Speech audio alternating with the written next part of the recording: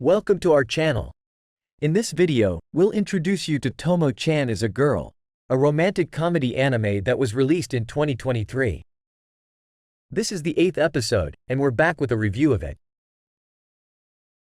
Misuzu visits Tomo's house after daring him to go see fireworks with Jun during the summer festival. All Jun wants to know is whether or not someone will accompany them, and when Tomo confirms that only the two of them will be going, he agrees to accompany her. Carol pays a visit to Misuzu's house on the day of the festival so that she can take her to see the fireworks, despite the fact that Misaki is already going with her.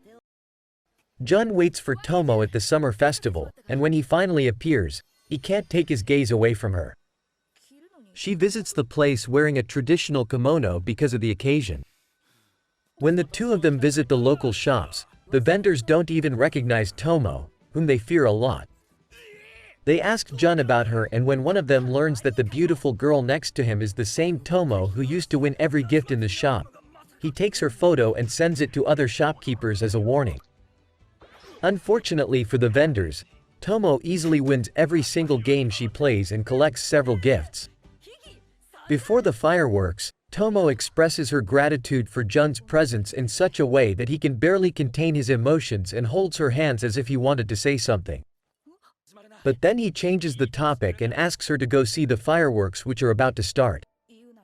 Under the artificially lit up sky, Tomo believes that now is not the time to express her feelings to Jun.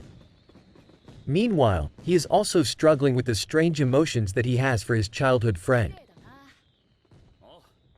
Jun begins to keep a distance between the two of them in order to keep his emotions in check for the time being and better understand his feelings. Tomo naturally notices this and becomes quite impatient. As Misuzu returns home that day, the creepy senior and his friends, who had been beaten up by Tomo earlier, attempt to intimidate her. Although she is initially able to scare them a little, it soon becomes evident that she is powerless in front of them. When Carol notices them and tries to intervene, Misuzu refuses to recognize her, most likely for her own safety. Carol, on the other hand, uses a taser to shock the creepy senior, after which she flees and hides with Misuzu in a dilapidated factory near the school. They then contact Jun for help and also inform him not to bring Tomo with him. Although Jun tries to respect their decision, Tomo notices something is wrong and manages to make him confess to the whole situation. While the creepy seniors are looking to exact revenge on Carol and Misuzu, Tomo along with Jun and Misaki rush to help. By the time the creepy senior finds the two of them, Tomo has also arrived at the factory and she beats him up. Meanwhile, Jun has barely raised his hand against one of the bullies when Tomo informs him that this is her fight because these perpetrators attempted to harm her friends. Therefore, he leaves them to Tomo. When Misaki notices Carol changing clothes, he completely misunderstands the whole situation. Misaki is on the verge of killing the creepy seniors when Carol and Misuzu rush in to clarify things.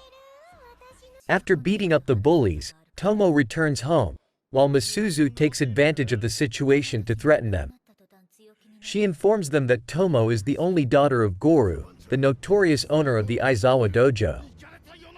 So, if they continue to cause problems for Tomo, things could get very bad.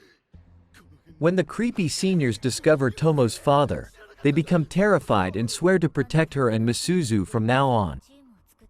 Jun joins her on her way back home and remarks on how cleverly she has manipulated things.